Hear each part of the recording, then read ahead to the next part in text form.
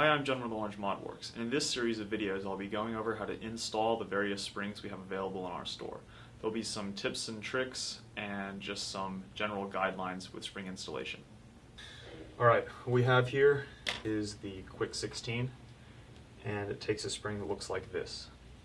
It's a little different than the Recon. It's smaller at one end and the other is flared out. Now, this is one of the most challenging blasters to disassemble and reassemble, so keep that in mind.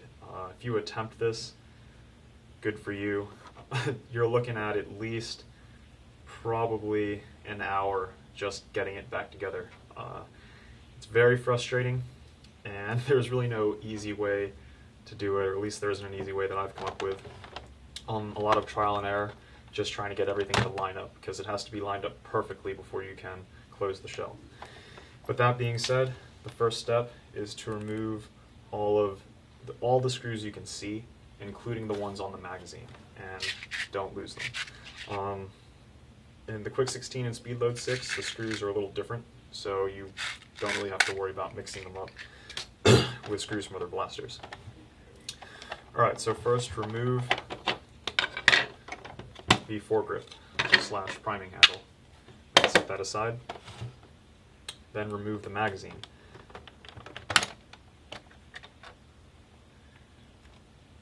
This yellow shell holds down the magazine, so you may have trouble getting it off. Just pry it out. And here you see the magazine follower and the dart loading mechanism. So set the magazine aside and check for hidden screws. There's a screw here and a screw there, and one here. You'll have to remove all three of those.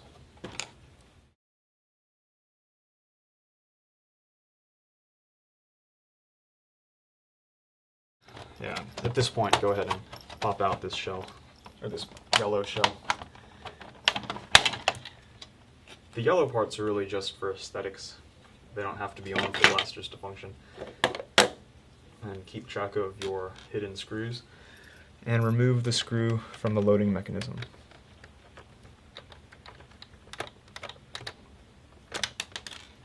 And don't lose it.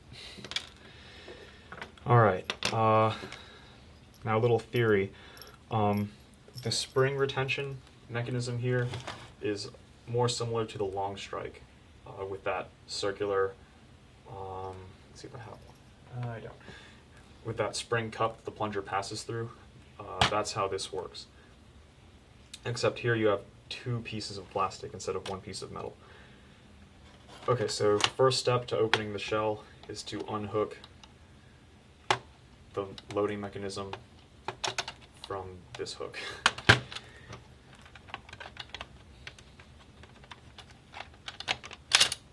Like that. And this comes out. I would recommend sort of leaving this here instead of removing it. There we go. Set this aside,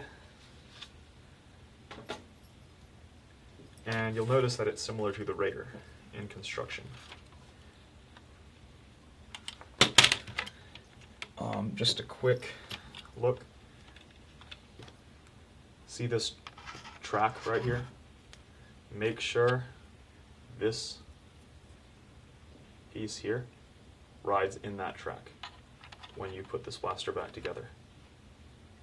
Don't have it out here, all the way in. So remove this, and this. This is what gives everybody a lot of trouble during reassembly. If I can get it out. This is not a blaster that was designed to be taken apart easily, this piece. And actually, this installs here from this end, and you have to attach this to this part of the shell before you can reassemble. So let's go ahead and do that. It slides in here, but it doesn't look like it'll fit. You just have to work with it until it fits. Alright, there.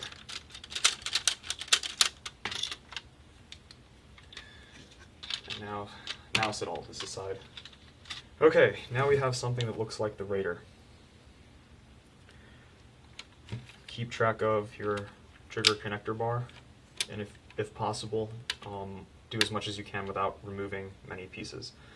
So this already has the air restrictor removed. If you have not removed your air restrictor, you will need to pull all of this out.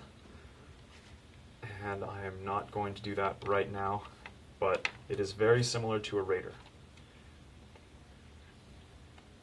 Just to get it back together, you may have to remove all of these locks.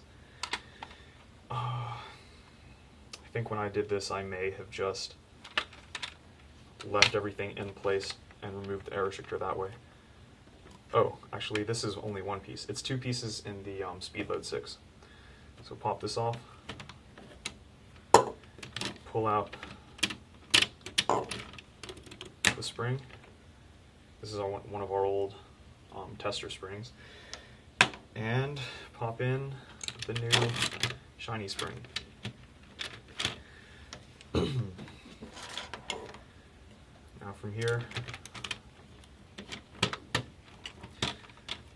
put the cup back on, and you're good to go.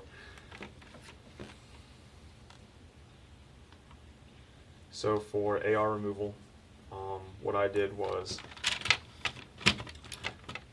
remove this, the spring, and the plunger. Well, to remove the plunger, you have to unscrew these two screws, and, or do you? Nope, you do. And then with everything in place, I just drilled it out. It may be easier for you to remove everything if you don't have a long drill bit. Alright, so let's put it back together. Now for the tricky part. We have to get this piece into this track. Well, getting it in is easy. We have to make sure it stays in. And then we have to get this metal piece sticking down right here into the track on this sliding part. You can see the track right there. And it will slide up this little ramp, which lets that pin slide up it and then locks behind it. So if you mess up and have to take the shell apart, this piece stays in the gun, it comes off again. Alright, so here we go.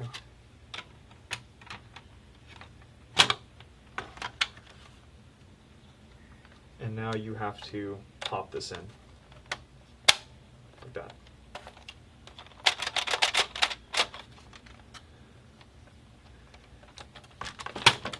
It's relatively straightforward if you've done this before, but if it's your first time, just beware because these are unlike most other blasters out there. The only thing close is the Speedload 6, and even that is, it's actually a little more complicated. Alright, first thing, attach the loading gate. Make sure your magazine and follower move freely, and then screw in the two hidden screws.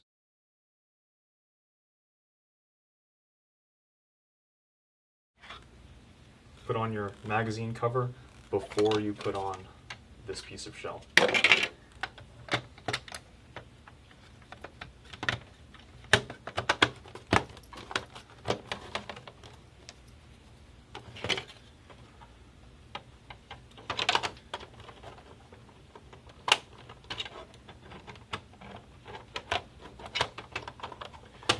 And then you have to get this tab to go, like so. Alright, next is the foregrip / priming handle, and that's it. So I'm going to hold the shell together and do a quick test. Alright, looks good. So if you choose to mod this blaster and do an AR removal, good luck, and you will be probably pleasantly surprised with this one. It's actually, it gets better ranges than the Raider due to its, let's see, larger diameter barrel. It interferes less with the darts as they leave the breech. And you can reload on the fly, and it takes all kinds of darts, which is awesome.